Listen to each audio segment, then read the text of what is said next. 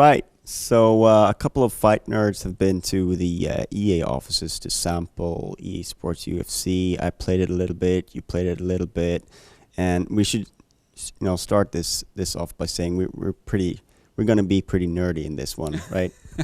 That's true. Yeah, we actually went to a UFC event together and have pretty much discussed every pay-per-view since the dawn of time. So definitely big UFC fans. Yes, and I think the developer was a little bit surprised when we brought up Khalib Starnes in the demo. Run, Caleb, run! Yes, but that was a magical fight that everyone needs to see. Just how to basically run from a fight throughout 3 rounds. So he got fired afterwards, which didn't come as a big surprise. Was it Quarry he fought? Yeah, Quarry, and he did the elephant trunk. He actually did this in the fight just to make the other guy fight, but that's not in the game. No, that's not in the game. Neither are groin shots. No. Which apparently has been pulled from the game, or it wasn't put into the game because it was a huge problem in multiplayer of Fight Night, where apparently if someone was losing, they just pulled out like 4 groin shots, got disqualified, and didn't lose the fight. So that's not in the new game. Yeah, exactly. I guess in some people's minds, groin shots, that's better than losing somehow. Yeah, I don't know why. I was immediately thinking that it's lucky that Chick Congo isn't part of the UFC anymore because they wouldn't have been able to pull him off without implementing the famous groin shot. GSP has his mandatory one punch champions clause thing. Yep.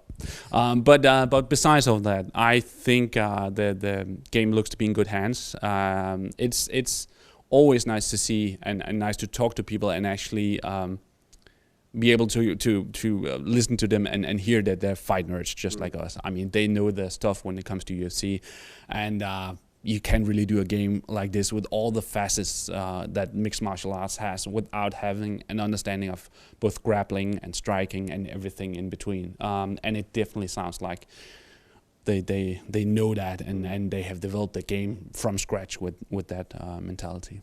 So I think the striking is pretty self-explanatory. You got pretty much one limb, one button, and then you have different variations with your shoulder buttons and things like that. But can you talk a little bit about the grappling, because I guess that's something that people are always going to wonder about. Yeah, I remember the old THQ UFC games, when they came out, a lot of people were confused about them having the grappling on I believe that was also the right analog stick. And this game also deploys that. It does have a system that makes grappling a bit more easy though, where it's like a timing based, almost like puzzle little mini game. Cat and mouse. Yeah, cat and mouse, where you have to cancel out each other in order to either advance or defend against a submission. And we only got to play it for like 20 minutes. I think we only defended as well. Yeah. But I definitely need to spend more time on that system. But it seemed quite good to me. It didn't take the complexity of grappling to a place where you have to be like a UFC nerd to actually understand what's going on. And I think that would suit the game. We just got Randy Couture from our previous locations, and then, we had to settle for this. Nice costume. Yes. Of course, Randy won't make it into EA Sports UFC. I'm pretty sure. Would you say? Yeah, I think that's pretty much a fact by now. Dana White and Randy Couture don't really like each other, so not in the same building at the same time. No, exactly. But again, going back, the grappling system, I think we talked about that, but it seems pretty decent, and it actually seems like a system that will be able to capture new players and not necessarily confuse them. What I liked about it was the fact that the grappling is in different stages, like I tried to explain, and depending on what stage you break free from, you actually get a different end result. So maybe if you manage to escape in the first stage, you're still in full guard, or the opponent's still in full guard. Whereas if you escape in the third, you might get side control or something like that, which means that a better player can trick you into allowing you to go through a few stages just to gain a better position, because he's so confident in his game, which is sort of realistic of what can happen in the real world, where someone who's very good will probably bait you into doing something so that they can get the advantage. Yeah, and imagine it also allows them to actually make the changes in the fighters that you will see in real life, like for instance Damian Maia or Jake Shields or someone like that, being able to really manipulate their opponents on the ground, while not necessarily being as good a striker. And I think you need that kind of diversity in the game, just like you need it in real life. So I was happy about that. What do you think of the clinch game? It seemed to be where it should be. I like that you were able to, like, for instance, we saw John Jones really manipulate his opponent's body, like just ragdolling him around, which you see in real life. I mean, if you've ever seen the deadly clinch of Anderson Silva, you will have seen how he's just able to pretty much like direct his opponent's body where he wanted to go. We also recently saw a good example of it with Josh Barnett versus Frank Mir, and they seem to have that in the game as well, which again makes the whole fighting system more diversified.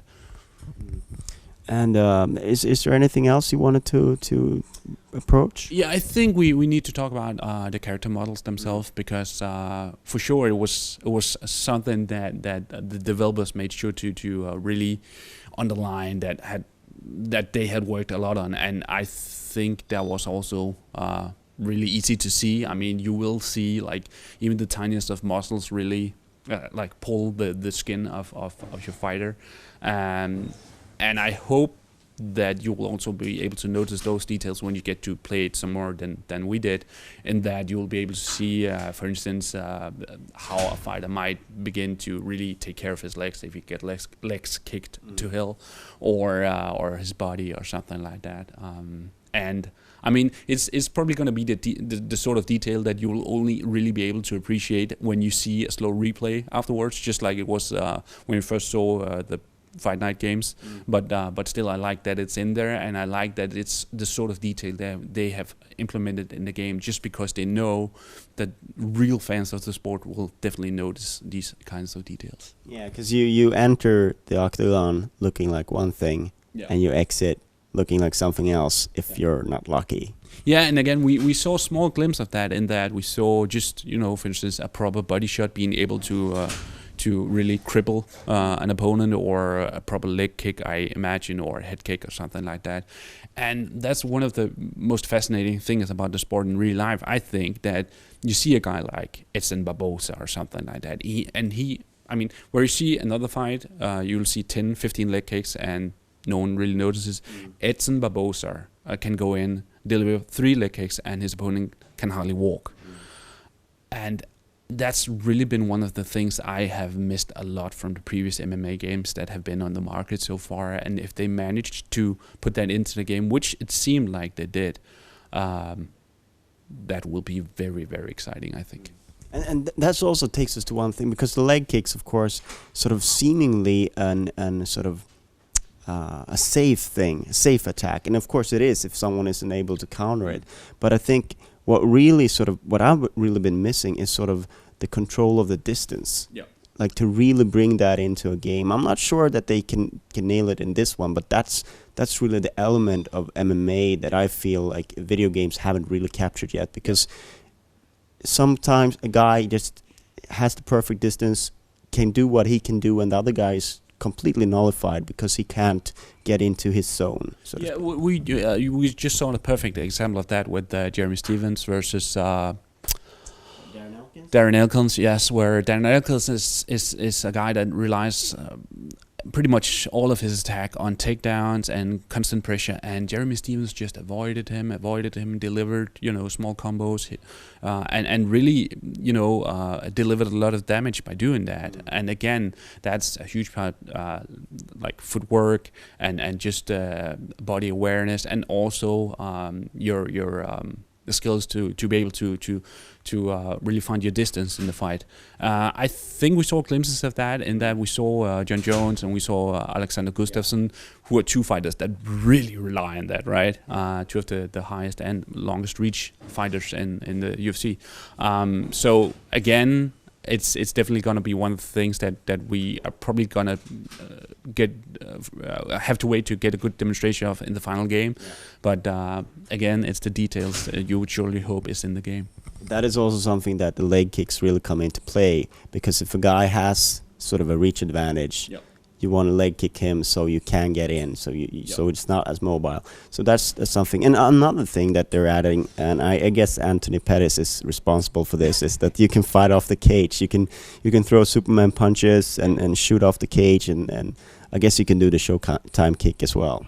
Yeah, and while I do find that impressive, what excited me even more is that they were aware of that that's not something every fighter is supposed to be doing in the game, and that's probably not something that every fighter will be able to do in the game. Like, I hate having my illusion in a game ruined like that, where you see a fighter that you've never seen that do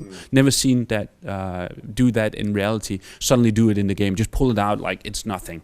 Like Vitor Belfort has done with head kicks. Exactly, like Vitor Belfort has just been like kicking the brains out of people recently. He never used to do that, so it's like it's just okay, we've added this in the game. In my career mode, I added head kicks.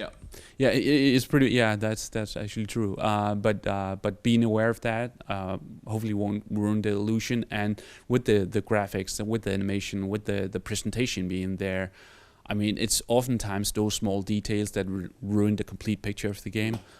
So nice to know that they're aware of it.